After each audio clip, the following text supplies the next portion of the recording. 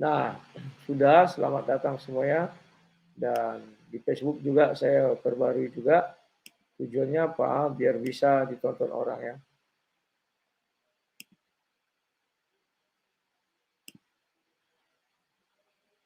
Oke, sudah kawan-kawannya.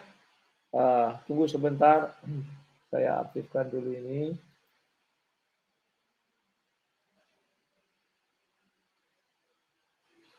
Mereka cerita-cerita biarin aja kawan. Orang yang diceritakannya tidak ada tertulis.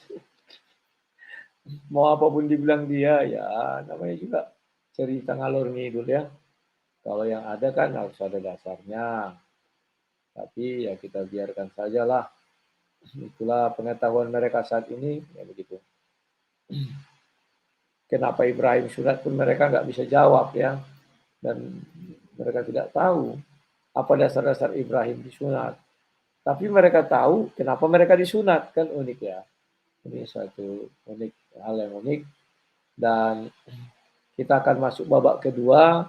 Ya kalian bisa mengikuti ya kawan-kawan ya. Biar kita lanjutkan. Ya, ini saya sudah siap. Sekarang saya mintakan supaya masuk babak kedua. Oke. Oke, sudah bisa masuk babak kedua.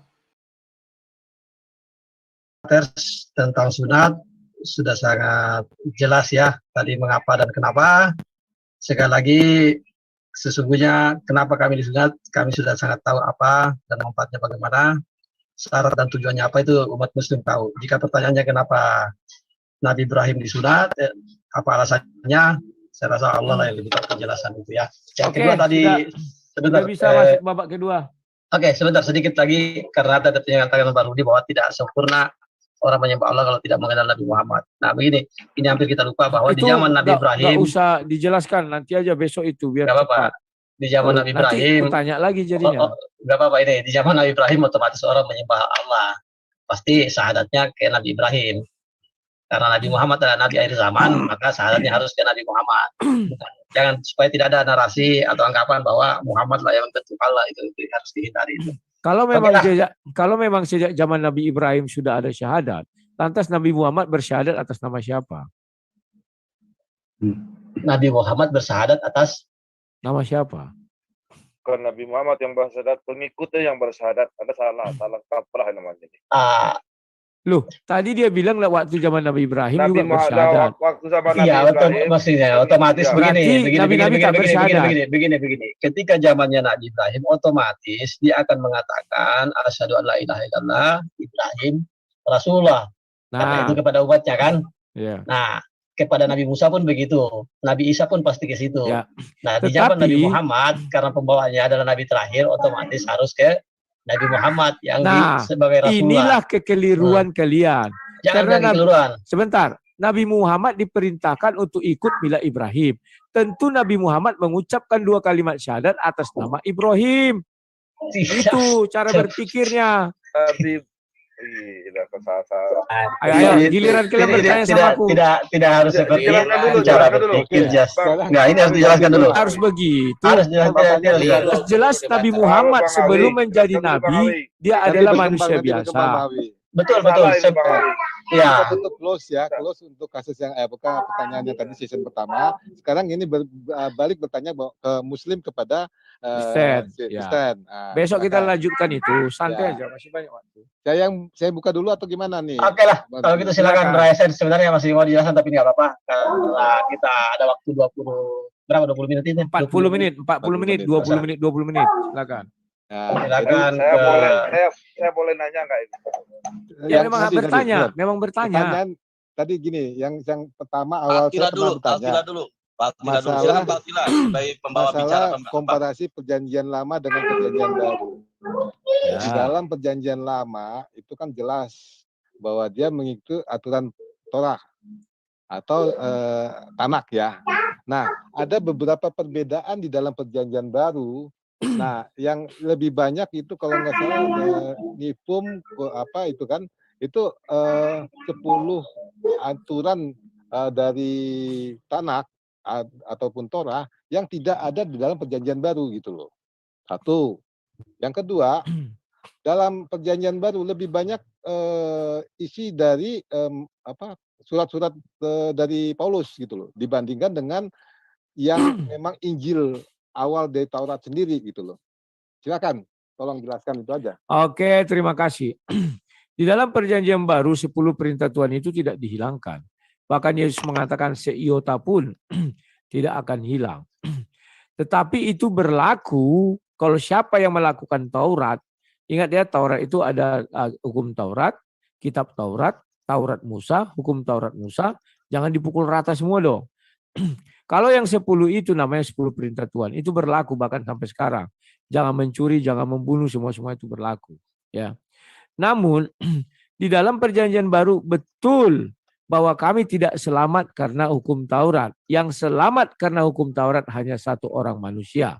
Dialah yang bernama Elia. Dia hidup di bawah hukum Taurat dan dia bisa sampai ke surga. Dan satu lagi orang yang hidup di bawah hukum Taurat dan dia berdosa, dia itu yang disalib di sebelah Yesus. Dia selamat juga. Nah, kami masuk golongan yang mana? Kami juga hidup di bawah hukum Taurat. Setelah hukum Taurat ada, kami ada. Kami merujuk kepada orang yang disalib di sebelah Yesus. Dia hidup di dalam hukum Taurat, dia berdosa, dan dia bisa diselamatkan. Beda dengan Elia, dia tidak berdosa. Dia hidup di bawah hukum Taurat. Setelah itu datanglah Rasul Paulus. Rasul Paulus mengatakan bahwa oleh karena hukum Taurat, kami mengenal dosa. Memang betul bahwa hukum Taurat tidak punya solusi terhadap dosa. Contoh, jangan membunuh katanya. Itu nggak ada solusinya. Hukumannya juga nggak ada pada saat itu. Kemudian turunlah namanya hukum Taurat Musa. Kalau membunuh, maka hukumannya adalah dibunuh. Mata ganti mata, gigi ganti gigi. Begitulah. Setelah Yesus datang, itu tidak ditiadakan lagi karena sudah ada yang namanya pertobatan. Jadi Yesus menggenapi katanya kan. Bukan meniadakan, tapi menggenapi. Jadi bahwa hukum orang membunuh harus dibunuh, itu bukan ditiadakan. Berdosa membunuh, itu bukan ditiadakan. Tetapi yang digenapi adalah bahwa orang membunuh masih punya hak atau harapan untuk menuju surga. Itu dengan pertobatan. Kemudian, kenapa surat-surat Paulus lebih banyak di dalam kitab suci, Bible, Injil itu ya. Ya, pada saat itu kan Rasul Paulus yang paling, sebenarnya semua murid sih. Cuman Rasul Paulus yang paling luas. Dia pergi ke berbagai daerah itu. Sementara rasul-rasul lain apakah pergi juga tetapi tidak seluas Rasul Paulus. Dan mereka itu kebanyakan hidupnya di Yerusalem. Ya, itu yang bisa saya jelaskan. Silakan. Boleh, saya tanggapi sebentar. Di dalam 10 perintah itu kan ada nomor pertamanya itu jangan ada padamu Allah lain di hadapanku. Satu, bertentangan nanti. Yang kedua, tadi Rudi mengatakan bahwa Yesus pernah mengatakan bahwa jangan satu iota pun yang dihilangkan. Kenyataan dalam perjanjian baru banyak kontradisinya, banyak yang dirubah. Dalam arti kebanyakan surat-suratnya Paulus lah istilahnya. Kemudian ada semacam mencoba dari 4 rasul yang dikatakan rasul, Lukas, Yohanes, Matius, Markus, Lukas, ya itu banyak yang istilahnya mengeksegesi sendiri gitu loh. Nah, itu yang harus diperjelas juga ya. Silakan. Oke, terima kasih. Kalau merujuk kepada hukum yang pertama, jangan ada Allah lain di hadapanku ya. Itu di Ulangan 5 itu. Kami tidak pernah membuat Allah lain di hadapan Bapa kami yang di surga itu, enggak ada. Kenapa saya katakan enggak ada? Karena sejak Kejadian 1 ayat 1, ayat 2 dan ayat 3, Bapa di surga itu memperkenalkan dirinya seperti itu. Bahwa dia adalah yang pencipta langit dan bumi, bahwa dia adalah roh, bahwa dia adalah firman. Kejadian 1 ayat 1, ayat 2 dan ayat 3. Jadi tidak ada Allah lain yang kami ciptakan, enggak ada. Ya, jadi kami tidak melawan hukum Taurat pertama. Kemudian, kalau dibilang Rasul Paulus menghilangkan hukum Taurat, tidak ada yang dihilangkan Rasul Paulus. Mana ada Rasul Paulus mengatakan boleh membunuh, enggak ada. Boleh berzina, enggak ada. Boleh mencuri, enggak ada. Karena itulah lawan daripada hukum Taurat. Hukum sunat. Hukum sunat. Hukum Amar. sunat, sebentar. Ya. Hukum Banyak lah sunat, saya lihat. hukum sunat tidak masuk di dalam 10 perintah Tuhan. Kalau mau dibilang hukumnya Musa, betul. Bahwa hukum Musa yang mengatakan mengenai sunat itu adalah perjanjian Allah dengan Abraham. Maka di dalam Kejadian 17 itu ada 2 jenis hukum itu dikatakan. Yang pertama, bahwa dia adalah keturunan Abraham. Itu perjanjian dia dengan Abraham, bahwa Abraham ini menjadi bangsa pilihan. Baru yang kedua, seluruh budak atau babu yang berada di dalam rumah Abraham dan anak-anaknya juga harus disunat. Yang ketiga, di Kejadian 34, itulah si Sikem memperkosa anaknya Yakub, si Dina. Maka seluruh anaknya Yakub yang 12 ini memaksa atau membuat sebuah perjanjian bahwa seluruh orang Sikem itu harus disunat. Jadi yang ketiga adalah sunat itu bagi pengikut penjahat kelamin yang kerjanya hanya seks dan seks dan seks. Kemudian di ayat itu dijelaskan setelah mereka disunat malah dimusnahkan. Pada hari yang ketiga dibunuh orang itu semua. Ya. Nah, lantas apakah Rasul Paulus meniadakan sunat? Tidak. Kami mau golongan yang mana kami ambil. Kalau orang keturunan Abraham, Rasul Paulus pun bersunat karena dia Yahudi. Kalau di luar Abraham, keturunan budaknya Abraham, kami nggak tahu siapa lagi budaknya Abraham. Maka yang ketiga, kami tidak mau dikatakan pengikut penjahat kelamin. Nggak mau kami, makanya kami tidak sunat. Kalau dikatakan sunat hati, sebentar, jangan dipotong dong. Kalian tadi kuberi kebebasan sampai Oke. Saya coba bilang oke. Lanjutkan aja. Ya. Nah, sekarang saya buka dulu sebuah ayat. Sabar ya. Sebentar. Apa tadi mau ku bilang? Oh, ini. Mohon ya tertib ya. Karena aku tadi pun tidak ada motong-motong kalian. 5 orang kalian, 6 orang bicara, silakan. Nah, Silakan juga. Ya. Ini aku buka Ulangan 10 ayatnya yang ke-16. Kubacakan aja. Sebab itu sunatlah hatimu. Dan janganlah lagi kamu tegar tengkuk. Itu bukan dari Rasul Paulus. Itu dari Musa. Musa menjelaskan ada sunat satu lagi. Selain 3 sunat. Tadi kan sunat fisik, sunat daging. Ada 1 sunat lagi yaitu sunat hati. Musa yang bilang itu di Ulangan ya. Jadi itu yang sudah saya sampaikan. Ya, silakan. Sebentar. Ya, jadi silakan. Yesus masuk dalam kategori yang mana itu? Karena Yesus disunat. Yesus keturunan daripada Abraham itu. Oh, Yesus keturunan Abraham. Berarti oke lah, nggak apa. Dia masuk dalam satu kategori. Silakan yang lain. Nanti saya bingung. Ya, silakan Bang Emil yang resen duluan. Ya, silakan. Gini. Saya tanya sama sang debater ini. Dalam Matius 23 ayat 23 ayat 9 itu dijelaskan gini. Matius 23:9, dan janganlah kamu menyebut siapapun bapa dunia karena hanya satu bapamu, yaitu yang dia di surga. Tapi yang saya heran, Bang Rudi Yohanes, Paulus dalam Bible Anda yang satu-satunya menyebut dirinya adalah bapa. Dalam 1 Korintus 4:15. Nah, saya beranggapan atau gini ya, Paulus ini adalah sang bapa sendiri atau sang Allah sendiri. Apakah betul itu, Rudi Yohanes?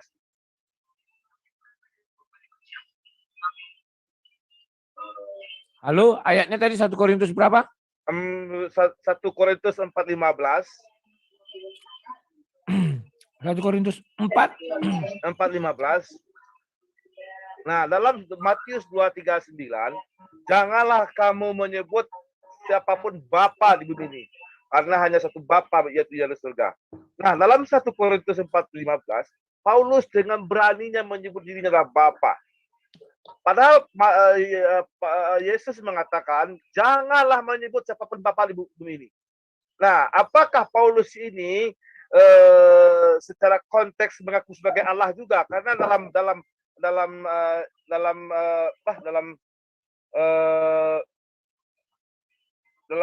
Matius 23 tersebut, janganlah menyebut siapapun bapa di bumi ini. Terima kasih, Bang Rudi Yohanes. Oke, saya jawab. Bentar ya. Betul. Bahwa di dalam Matius tadi dikatakan konteksnya, perhatikan baik-baik.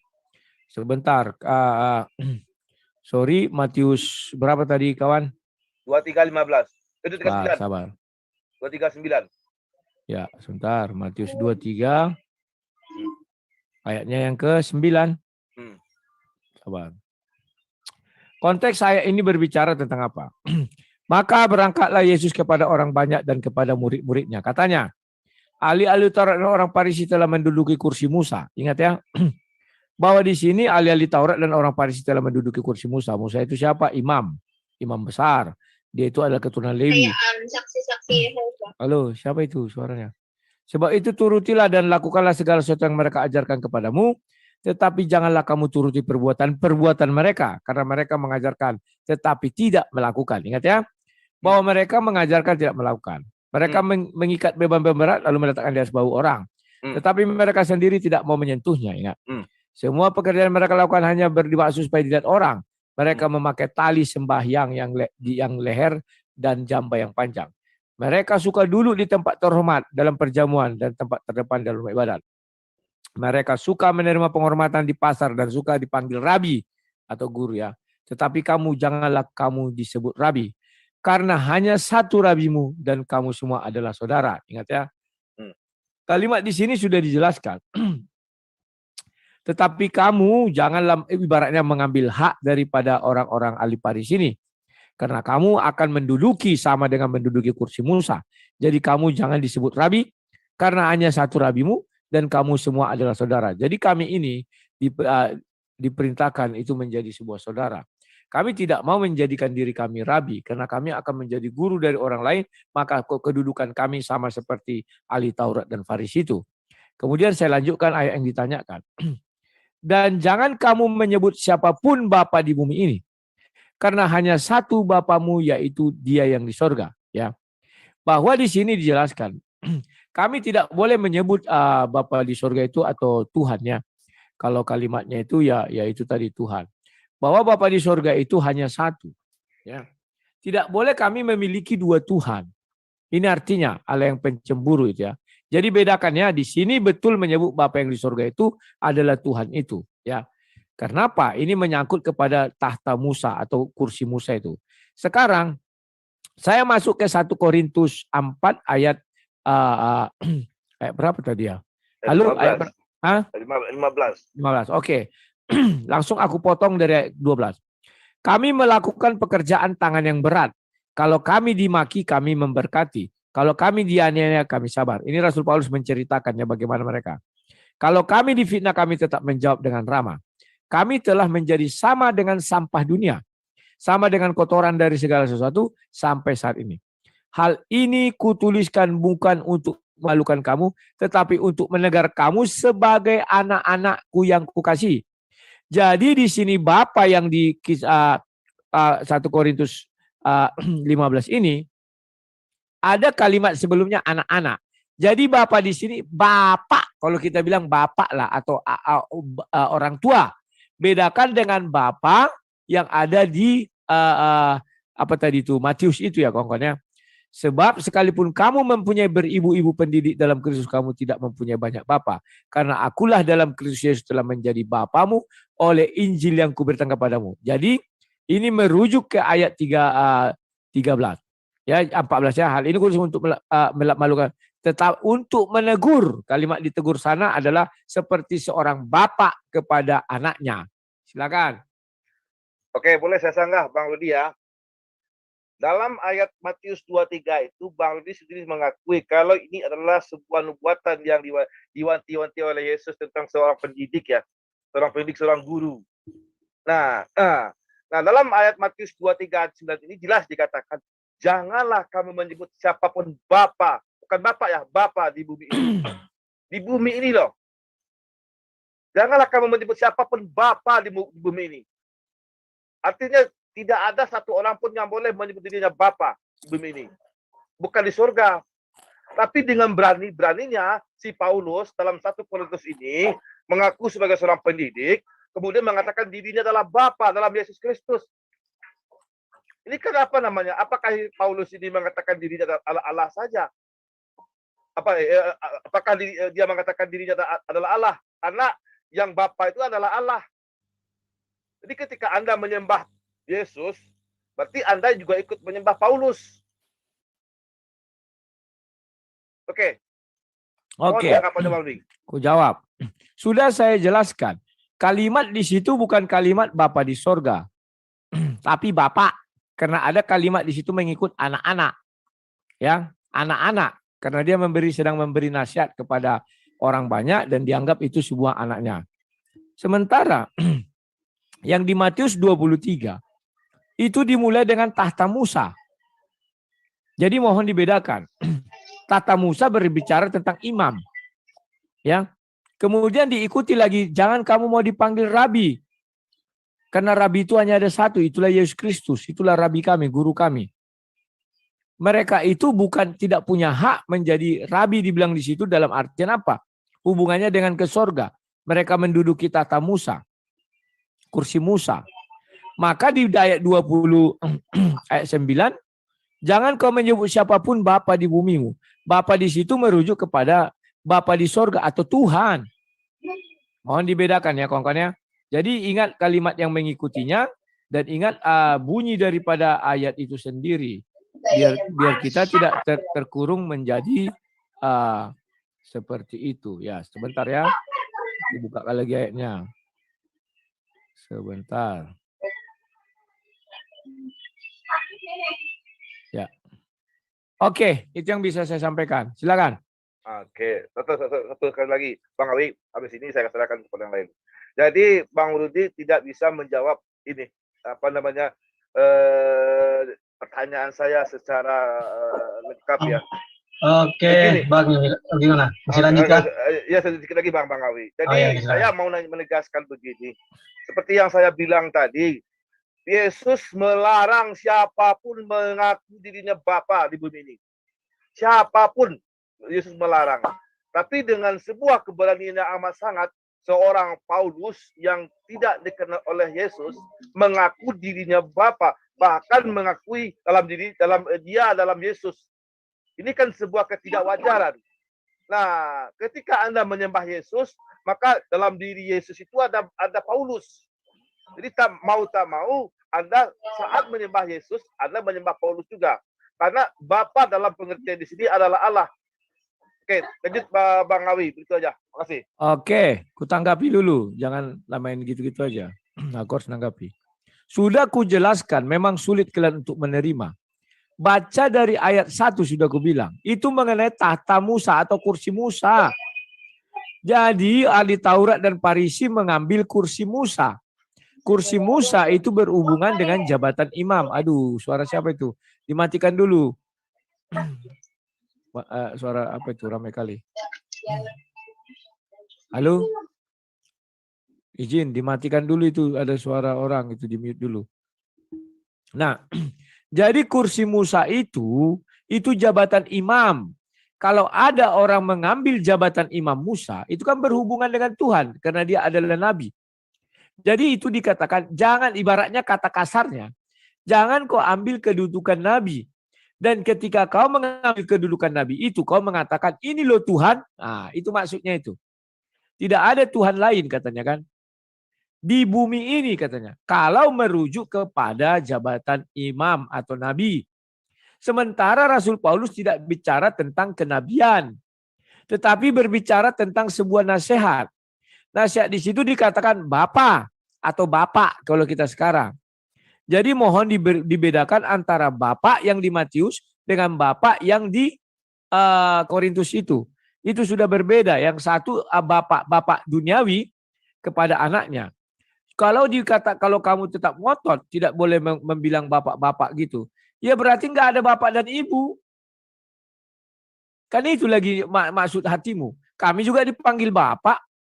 Orang Batak itu kalau anak tulangnya dibilang bapak sama enam borunya. Bukan itu maksudnya, tetapi Bapa di situ yang di Matius berhubungan dengan ke surga atau nabi atau imam, sedangkan yang di Korintus berhubungan antara bapak dan anak karena dia itu ada menasihati. Oke, lanjut yang lain, silakan. Puas tak puas besok kita lanjutkan. Yang lain lagi. Lut, ini ada bukti PB yang menyatakan bahwa membantah gitu firman Tuhan dari si Paulus sendiri. Itu dalam 2 Korintus 11 pasal 17 ya.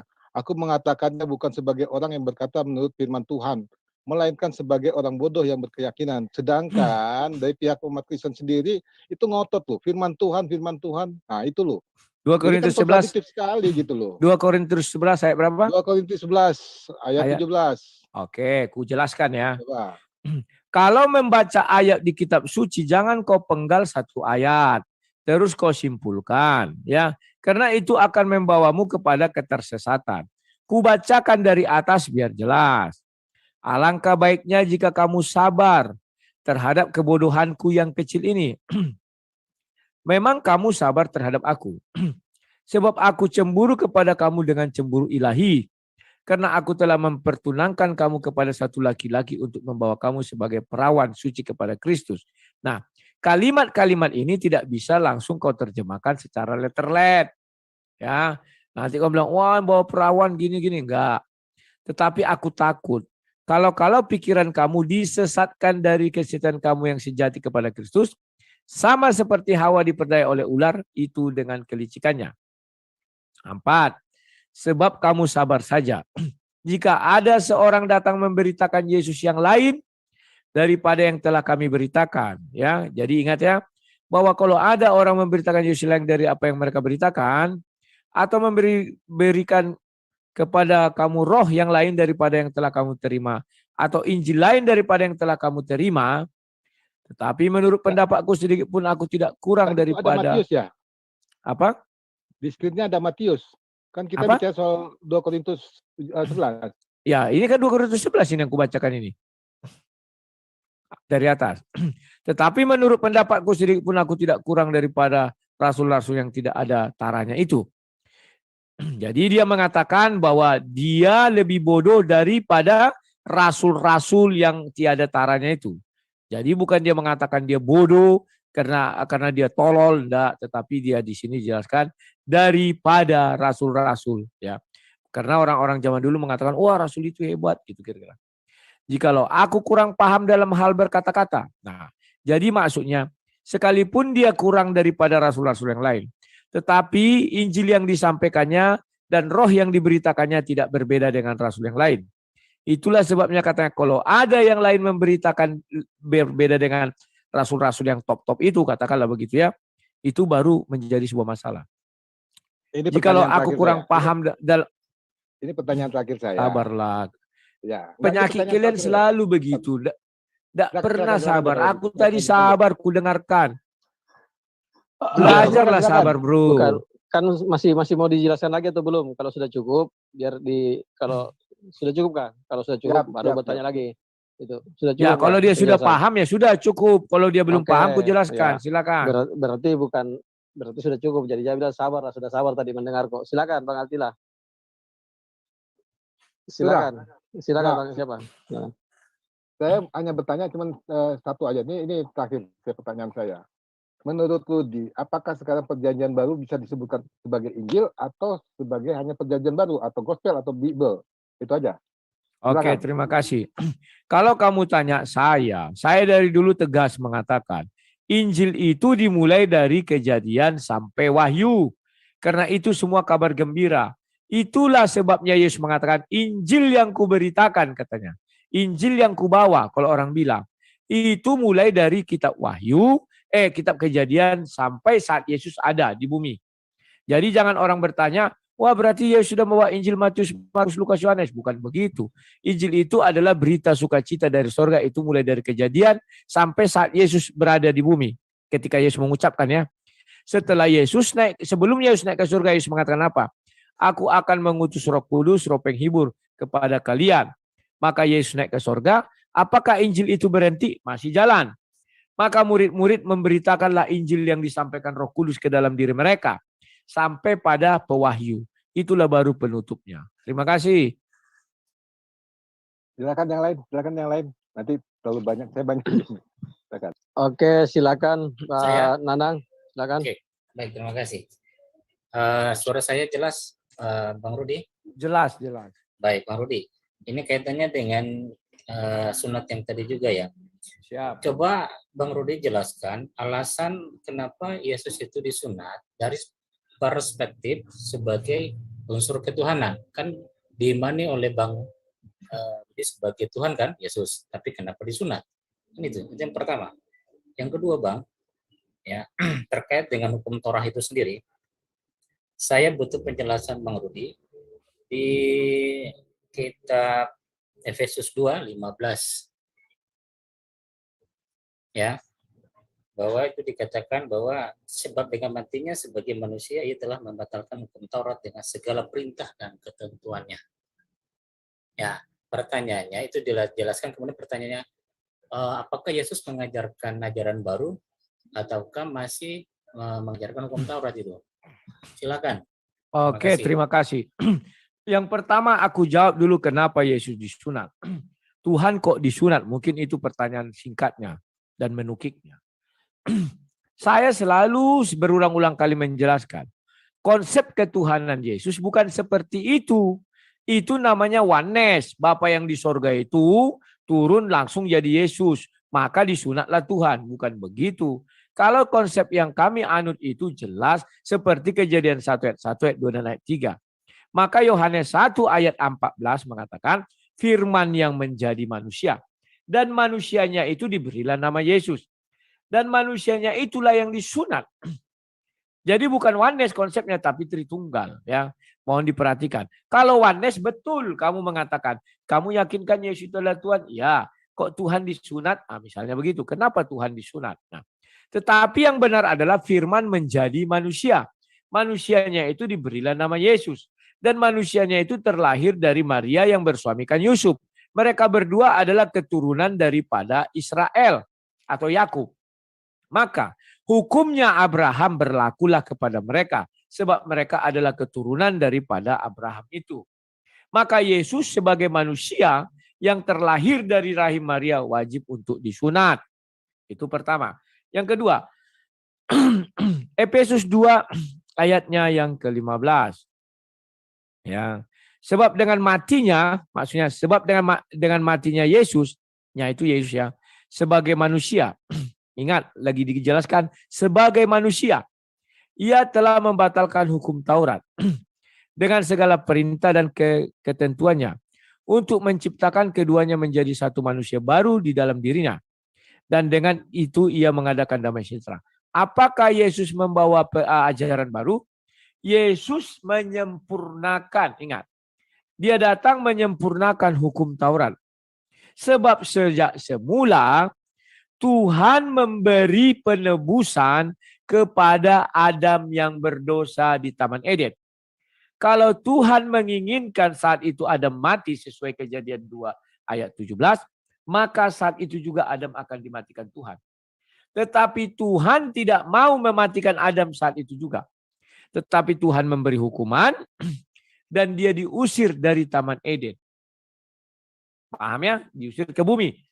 Nah, bahwa sejak semula Tuhan ingin menyelamatkan manusia. Tetapi dalam perjalanannya terjadilah turunnya hukum Taurat zaman Musa. Maka kalau orang membunuh, dia tidak ada jalan untuk bertobat, dia harus dibunuh. Maka orang berzina, tidak ada jalan bertobat, dia harus dilempari sampai mati. Sehingga tidak ada di sana penebusan dosa atau jalan keselamatan. Oke, Bang, biar nggak terlalu melebar, Bang. Fokus Tunggu, itu, sabar dong. bukan, biar nggak melebar, karena saya yakin ini bertabrakan dengan dalilnya, Bang. Tunggu, sabar. Kenapa kalian nggak sabar? Aku tadi waktu kalian 5 orang bergilir. 14 coba dibuka, Bang. Kalian tadi waktu bergilir-gilir, aku sabar diam. Ya, lanjut. Tolonglah kalian belajar untuk sabar, untuk diam. Ya. Kulanjutkan. Maka ayat 15 sekarang, sebab dengan matinya sebagai manusia, ia telah membatalkan hukum Taurat. Ya. Ketika kita mati di dalam hukum Taurat, kita tidak punya jalan menuju surga. Dengan apa kita ke surga? Enggak ada. Buktinya apa? Nabi-nabi mati, tak ada yang sampai ke surga. Tetapi zaman dahulu dipilih Tuhan, itulah Elia, langsung naik ke surga.